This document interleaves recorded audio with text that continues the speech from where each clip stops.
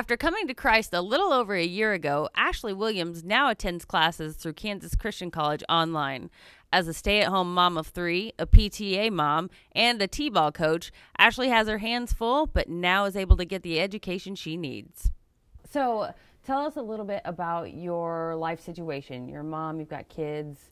What's your life like daily? Chaotic. I have 3 boys. I watch my niece every day after school. I have a discipleship group. I'm a Kid City leader at church. I am a T-ball coach. I am a PTA mom, and I'm a wife, and, I do it all. So with all this, how is this kind of education, how does online education make this possible?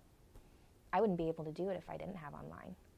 I can have a sick baby laying on my lap, reading my Bible or my book, or doing a discussion with my laptop and still be able to be there for my children, or still be able to answer a call from a mom at school asking me what decorations are for the Halloween party, and still able to do dishes and make 3 meals a day and be there for my husband, and still make time for me and for God and for all the other duties that I need to do.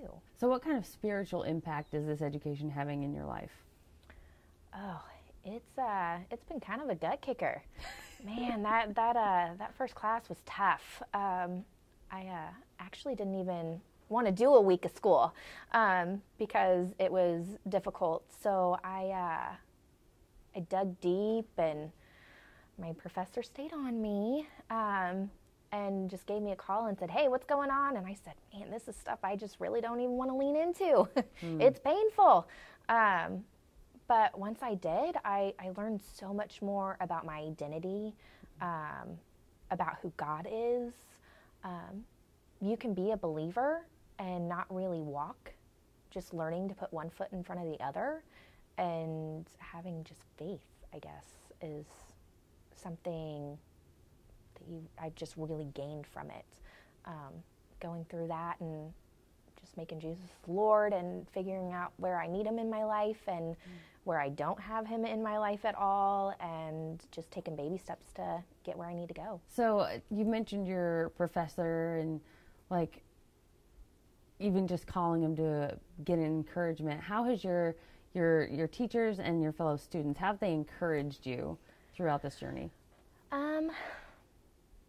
I could literally text my professor at 7 o'clock at night and say, "What do you mean by this? I have no idea what I'm talking about," and they'll answer my questions. Maybe not then, but, they'll get back to you. Yeah.